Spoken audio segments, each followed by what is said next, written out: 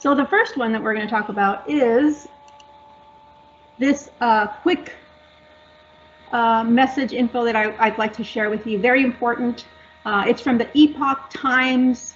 Go to their website, epochtimes.com.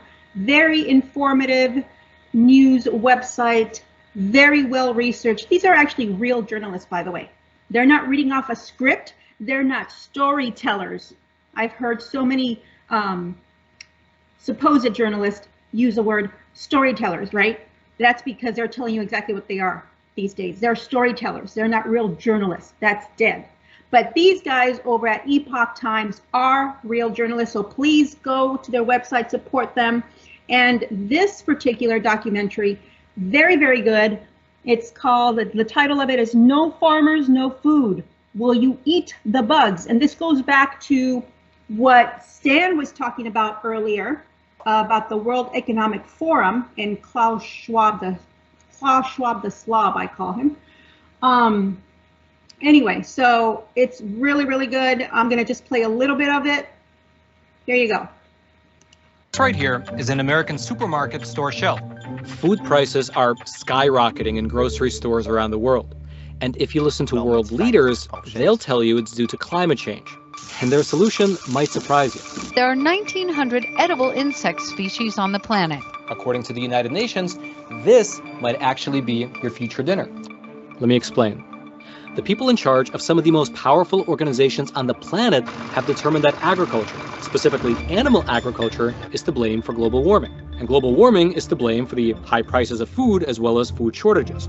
And so, by switching our diets from beef, chicken, and pork to crickets, ants, and mealworms, we'll be able to stop temperatures from rising, lower the price of food, and possibly to even save the planet. However, on this show, we've spent a lot of time speaking with the food providers, aka the farmers. John, thank you so much for joining us. And their story is very different. Their story suggests that these high food prices and these food shortages have little to do with global warming, but instead, they are the direct result of an environmental policy that was conceived over 30 years ago. All right, so I just wanted to share that little bit of the documentary with you. It is very, very good. Please go to epochtimes.com/TV and you will see all of these really great documentaries. This one's the latest one, No Farmers, No Food, Will You Eat the Bugs? Very, very cool. Give it a good watch over there. It's very informative. Now, let's move on. This I came across on another website. Very, very good information. Steve Quayle's website. This is the original on Wisconsin Christian News. And let me read you the title. Christian missionaries assaulted, arrested, and standing trial. Where? Not in Sudan. No. Not in China. No.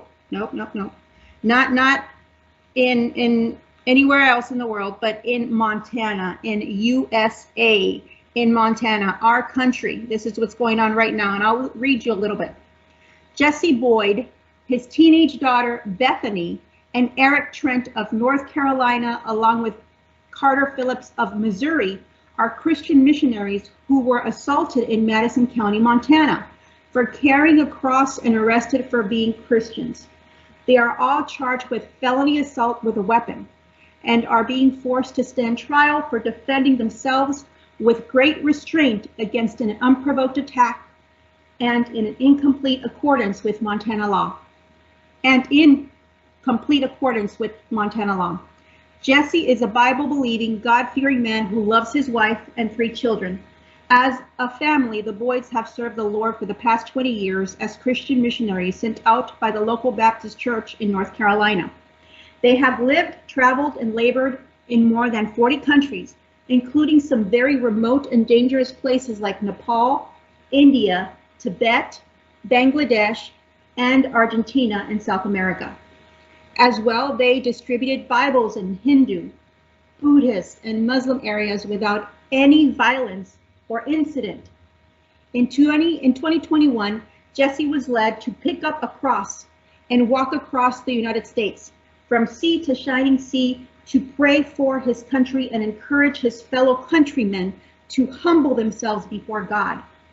Jesse's teenage daughter Bethany, joined by another Bible-believing, God-fearing family man, Eric Trent, who has served the Lord with his wife and small children in different places around the world since 2017, started out on March 1st, 2021, walking with their cross and an American flag turned upside down to show the distress this nation is in. From Cape Hatteras, North Carolina. At many points along the way, Jesse, Bethany, and Eric were joined by other family members, fellow Christians, and Bethany's fiance, now her husband, Carter Phillips from Missouri. November 12, 2022, after 5,543 miles of walking across 17 states and 210 counties, hashtag The Long Walk USA came to a grinding halt along a remote highway in Madison County, Montana. A complete stranger who saw the cross and flag pulled past them and began yelling and cussing that they were in his way and they needed to leave the public easement, even though he was able to access his driveway without them moving. He jumped out of his vehicle to confront Josiah, Jesse's 12-year-old son, that's Josiah, Eric and Carter, screaming, "We don't want your kind around here, and you people aren't welcome in Montana," while also using filthy language. Jesse replied to his outrage by telling him they were leaving and there was no need to use such language in front of children. The stranger yelled back, "I'll show you," and reached for something in his front seat and exited his vehicle very angrily. He charged the missionaries, including the 12-year-old child, as if to attack him. And it goes on and on. It just describes what's been going on. It's a long article, but worth the time you spend on reading it. Basically, these poor people, this poor family, really were pretty much just walking across the USA. They came to Montana and they encountered such hostility. But instead of the people or the person who attacked them, facing the law, they are the ones who are being persecuted. They are the ones being charged with, it says there at the very beginning, felony assault with a weapon. And nobody understands why the law in that city, in that county, in that state has allowed this to go on that far. But please, if you have time, go read more into their story. They need some help. They need prayers. We all need to pray for this family. From what I've seen, what I know, what I've read, I haven't seen or read that they caused any trouble anywhere. So please keep them in prayer, and please, if you have time, finish off this article. Very interesting, and this goes back to what, again, Stan was talking about. In his last presentation, current events. I believe that Christianity in this country has fallen, and it fell a long, long time ago. But I'll go more into that a little bit later. Let's go into something else now. This one comes from the Christian Post. The title is Review. Haunted Mansion Mocks Christianity, Promotes Prayers to the Dead, Demonic Possession. All right, yeah, very, very Halloween-y like, right? And people think, once again, this is harmless. It's just a movie. It doesn't mean anything. It's just harmless entertainment for Halloween. I'm a good Christian. I'm a good parent. This is just entertainment. My kid is smart enough to understand. I'm smart enough to understand. There is nothing wrong with me showing this to my family, especially my 5-year-old. That's what I've heard before. Okay, I know I'm saying that because I've been there. I've heard that from otherwise seemingly intelligent people with a brain actually spewing this garbage, right? telling these things, saying these things out loud. So let's go into this. So from Dallas, Texas, let's get one thing clear right off the bat. I am a product of Disneyland. Okay, this is what the person that is first and foremost telling you, the author of this article. As a Southern California kid, trips to the Magic Kingdom were transcendent, supernatural, even like stepping foot on foreign soil for the first time. It was a place repeatedly unknown and rediscovered, the scent of popcorn and white chocolate luring us past the sweat-soaked costumes of Mickey and Goofy and into the rush of Tomorrowland. Going to Disneyland was appropriately enough a ritual of sorts for kids where I lived. Those who didn't need a plane to reach the happiest place on earth, just a parent willing to brave the 5 freeway at rush hour. That was all. Of course, before I knew, heaven was much more than a fun park with gates and a sky-high price of admission. So when it came time to watch Disney's latest reimagining of one of its most popular rides, I readily admit I didn't quite know how it would go. Okay, well, maybe I knew a few things. Disney once considered the untouchable gold standard in family entertainment, is a brand on the decline, both culturally and fiscally. The company's seemingly insatiable obsession with promoting homosexuality is driving away average Americans, and the house that Mouse built hasn't shied away from hiring actors and promoting messages that are openly satanic. So as a self-identified child of Disneyland, I was pleasantly surprised to find Disney's Haunted Mansion proved to be undeniably faithful to the theme park ride, even as I was completely unsurprised by the film's pervasive occult themes and generally hostile towards a biblical worldview. So he goes on in Haunted Mansion, and he's talking about the movie, the people, the A-listers like Owen Wilson, Danny DeVito, Rosario Dawson, Jamie Lee Curtis, and other A-list celebrities, right, who are in this film. But he goes also to describe what's in this film, which is basically, you know, like it states in the at the beginning of the title, I should say, mocking Christianity, promoting prayers to the dead, and demonic possessions. So I'm not going to spend a lot of time on this, but I want you to be aware of this, church. And I've talked about this before. I don't know if you recall a current events that I gave a couple of months back, maybe 3 or 4, where we were talking about there's an organization that goes out around the world and really focuses on children and brings the gospel of Christ to children and prays with them and prays over them and distributes Bibles. And I talked about Africa specifically, how in Africa, in those tribes, children are pretty much indoctrinated into witchcraft, right? Into the tribes, you know, rituals and sacrifices.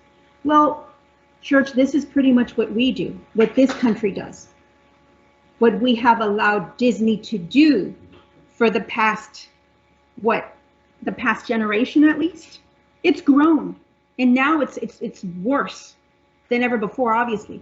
But this author does go on, and he in the title itself, this movie mocks Christianity, promotes prayer to the dead, and of course demonic possession.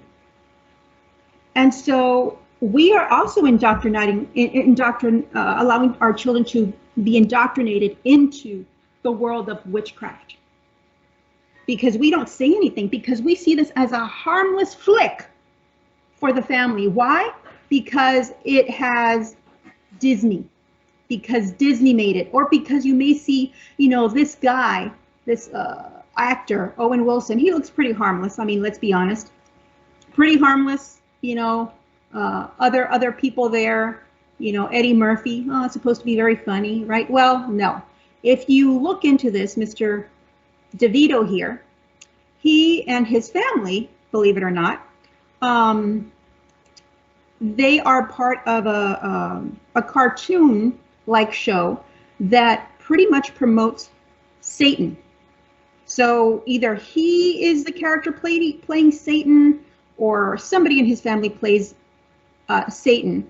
It's a cartoon show, and you know, it's all about living with Satan and talking to him, and just it's just a weird thing. Okay, but so these people really are not so innocent. Okay, anyway, but I just wanted to share that with you. Please, like I always say, be aware and beware of what's going on around you. Now let's get to the last current events here. This comes from the Daily Mail. It says, look at this, what were we just talking about? 3 Disney workers and a teacher among 219 people snared in Florida human trafficking sting. During a week-long human trafficking operations, officers said they arrested 3 Disney workers and a teacher for soliciting prostitutes. In total, detectives with Polk County Sheriff's Office in Florida said they arrested 219 in connection with human trafficking and prostitution. The investigation identified 21 possible human trafficking victims out of the 119 prostitutes that were also arrested. And of course, people there from Disney, right? The happiest place on earth. Look at these people. You know, these are just a few of them, like right here. But it just goes on. The article goes on to just describe them, who they were. This is a teacher, married. It's disgusting, everything. But again, this is of course the workplace of one of the 3, Disney's Magic Kingdom in Orlando. Anyway, please again, be aware and beware of what is going on around you, but also in the world, church. That's the problem. That just like Christ said, and just like God says, you know, my people die for lack of knowledge. God has said that before. In the Bible it states, my people die for lack of knowledge. And what is that knowledge? Yes, that knowledge is his word. That knowledge is also about who you are in Christ, who we are in Christ. That knowledge is knowing the word. That knowledge is living the word. That knowledge is knowing what is right in front of you and behind you, what's around you. That means being aware of what's around you and who's around you, and beware of who's around you and near you and your children.